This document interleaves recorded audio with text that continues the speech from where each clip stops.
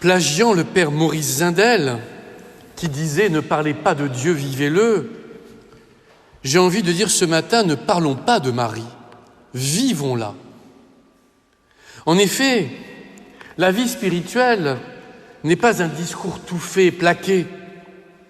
La vie spirituelle est un mouvement, une énergie qui nous guide et nous pousse à aller plus loin. Et sur ce chemin, Marie possède un rôle fondamental.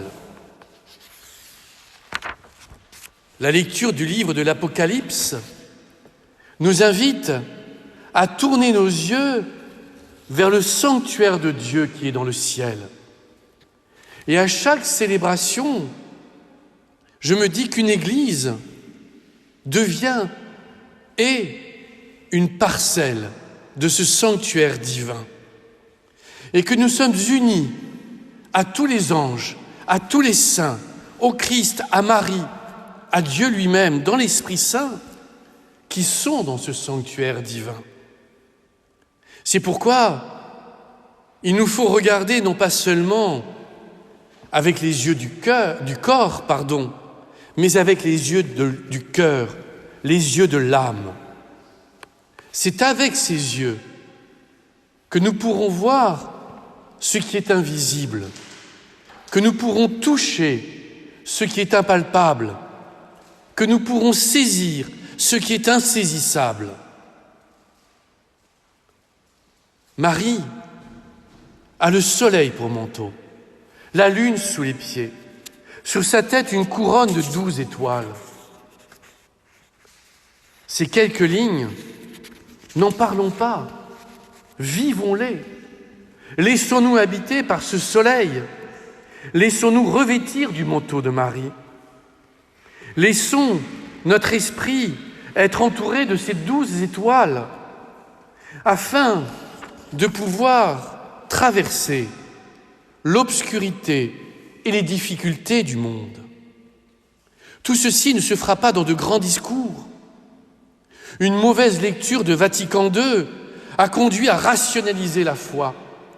On s'est moqué de tous les dévots qui disaient leur chapelet, qui priaient l'Angélus.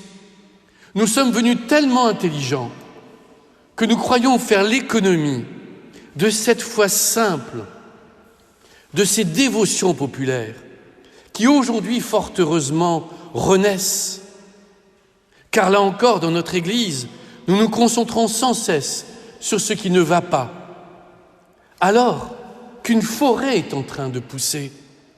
Et pour les personnes qui étaient là, ici, jeudi, pour la Sainte-Radegonde, vous avez pu constater que cette forêt poussait avec la présence de 4 diacres de la communauté Saint-Martin, 4 jeunes diacres promis au sacerdoce, témoignant par leur présence qu'un avenir est possible. Certes, nos séminaires ferment, mais une communauté comme Saint-Martin ne cesse d'accueillir des jeunes. C'est à mon avis une source d'interrogation pour les anciens qui ne comprennent pas ce mouvement qui est en train de naître, qui ne veulent pas voir cette énergie qui est présente. Alors oui, Marie, on l'appréhende avec le cœur. Et nous sommes appelés, si nous ne voulons pas que notre célébration constitue une aimable conversation ou un moment hors du temps, nous sommes appelés à imiter Marie dans nos vies. Tout le monde connaît ce merveilleux ouvrage, l'imitation de Jésus-Christ.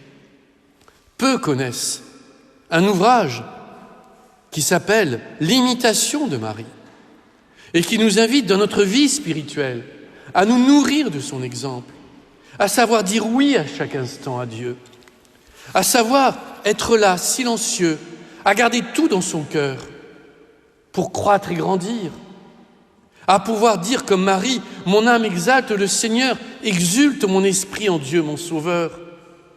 Ce cantique de Marie que les religieuses, les religieux, les prêtres, les laïcs peuvent dire tous les soirs lors des vêpres est à mes yeux l'antidote à la déprime collective à laquelle on semble nous condamner.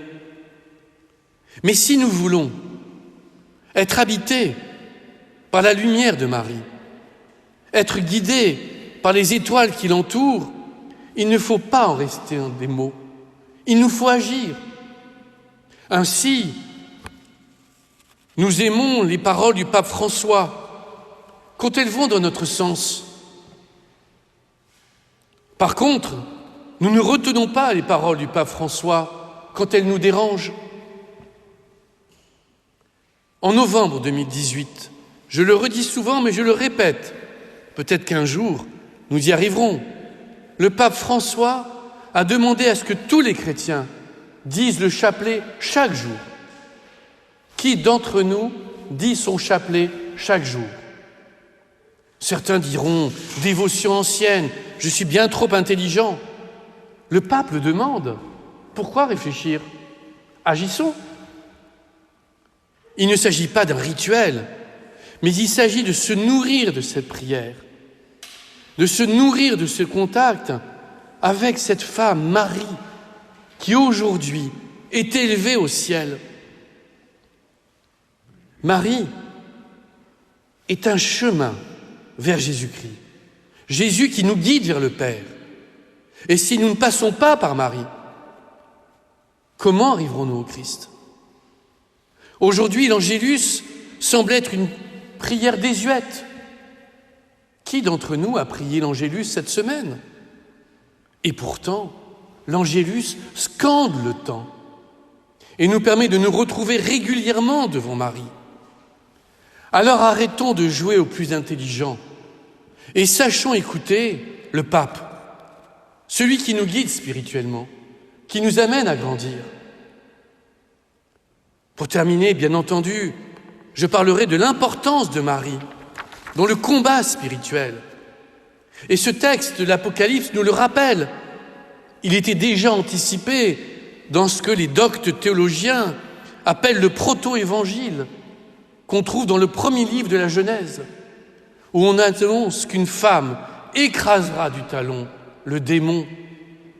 Mais là encore, nous sommes tellement intelligents, nous nous croyons tellement supérieurs que tout cela semble désuet. Alors se pose une question. Comment espérons-nous devenir saints si nous avons la nuque raide?